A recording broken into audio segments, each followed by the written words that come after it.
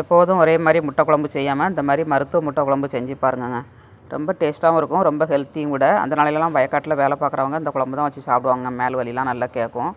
Delivery ஆனவங்களுக்கும் இந்த குழம்பு தான் வச்சு கொடுப்பாங்க. நம்ம வயிற்றில் இடக்க அசடு கட்டியெல்லாம் வெளியில் வந்துடும், சாஃப் ஆயிருங்க. இப்போ இதை எப்படி செய்கிறதுன்னு பார்க்கலாம். கடாயில் ஒரு 3-4 ஸ்பூன் நல்லெண்ணெய் ஆட் பண்ணிக்கோங்க. நல்லெண்ணெயில் பண்ணுங்கள், ரொம்ப நல்லது. 1/2 ஸ்பூன் கடுகுங்க.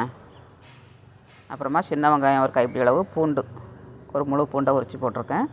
பூண்டு வந்து தாராளமாக நிறைய போடலாங்க. எந்த அளவுக்கு போடுதோமோ அந்த அளவுக்கு நல்லது.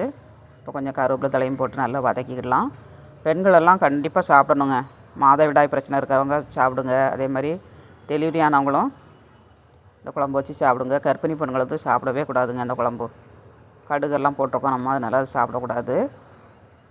இப்போ தக்காளி எல்லாம் போட்டு நல்லா வதக்கியாச்சு. இப்போ மசாலாவையும் போட்டு வதக்கிக்கிடலாம்.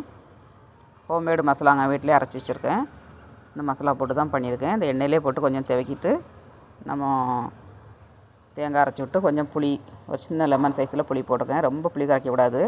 டெலிவரி ஆனவங்களுக்குலாம் ஒரு சின்ன துட்டு தான் போடணுங்க புளி, ரொம்ப புளி கரைக்கக்கூடாது. இப்போ புளி கரைசலும் ஊற்றியாச்சு. நல்லா கட்டி இல்லாமல் கரைச்சி விட்டுட்டு போதுமான அளவுக்கு கொஞ்சமாக தண்ணி ஊற்றி நம்ம கொதிக்க விடணுங்க. உப்பு போட்டாச்சு. நல்லா கொதிக்க விட்டு நம்ம முட்டையை உடச்சி ஊற்றணுங்க. இப்போ நல்லா கொதிச்சிருச்சு. இப்போ அடுப்பை வந்து சிம்மில் வச்சிடணும், இல்லைன்னா ஆஃப் பண்ணிடணுங்க. மண் கடாய் வந்து கொதிச்சிக்கிட்டே தான் இருக்கும் கொஞ்சம் நேரத்துக்கு. நான் ஆஃப் பண்ணி விட்டுட்டேன். இந்த மாதிரி கொதிச்சிட்டு இருக்கும்போது நம்ம உடச்சி ஊற்றினோம்னா உடையாமல் நமக்கு உதிரி போகாதுங்க. நல்ல முழு முட்டையாக கிடைக்கும். 4 முட்டை ஊற்றிருக்கேன். உடச்சி ஊற்றியாச்சு. கொஞ்சம் நேரம் ஒரு 2-3 நிமிஷம் அப்படியே விட்டுட்டு அதுக்கப்புறமா நம்ம அடுப்பை சிம்மில் வச்சு கொதிக்க விட்டுட்டு அதுக்கப்புறம் கிண்டி கொடுக்கணுங்க. கொஞ்சம் நேரத்துலேயே கிண்டி கொடுத்துருங்க, இல்லாட்டா அடி பிடிச்சிரும் உங்களுக்கு. லேசாக அப்படி கிளறி கொடுக்கணும். அடியில் கொடுத்து கிளறி கொடுத்திங்கன்னா முட்டை உடையாமல் நமக்கு சூப்பராக கிடைக்குங்க. ட்ரை பண்ணி பாருங்கள்.